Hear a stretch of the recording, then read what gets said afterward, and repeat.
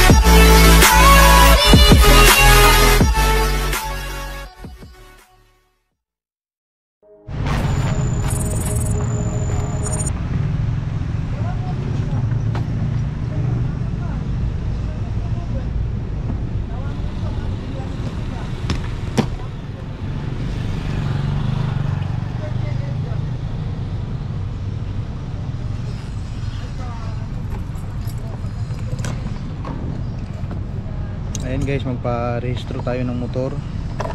Samahan nyo ako guys ha, kung anong proseso ngayon sa pag-rehistro ng motor ngayong 2024. Let's go. Una guys, emission test. Dito tayo sa Malolos, magpa-emission test.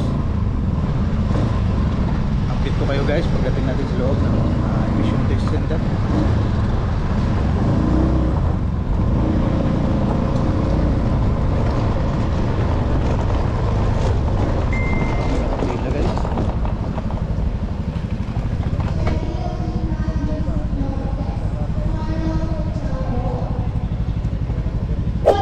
Guys, nandito ako ngayon sa PMBIC Insurance.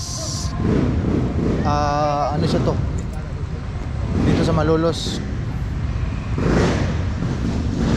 Kung gusto mong magpa-rehistro ng motor, truck, sasakyan, dito po yun sa Malolos guys.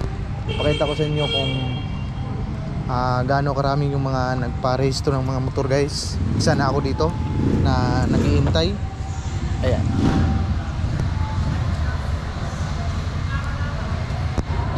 Dami guys, oh.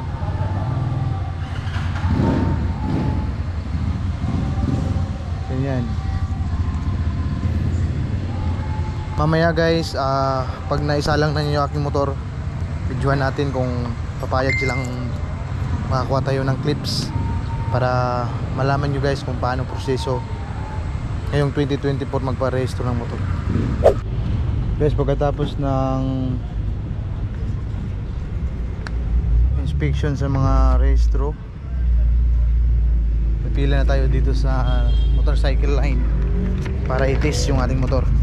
Ito yan guys, oh. Ito ko sa inyo. Diyan tayo pipila. And guys, pinapayagan tayong kumuha ng clips dito sa PMBIC Santa Clara Private Motorcycle Inspection Center. Ayan guys, oh. At ito yung ating motor. Paparehistro natin ngayon para wala na tayong abala sa mga biyahe natin nitong taon na to. At maraming nakapila guys. Ayan po.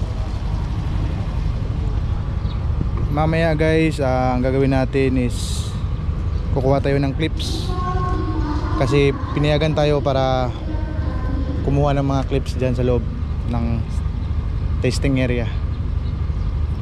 Update ko na lang kayo mamaya guys.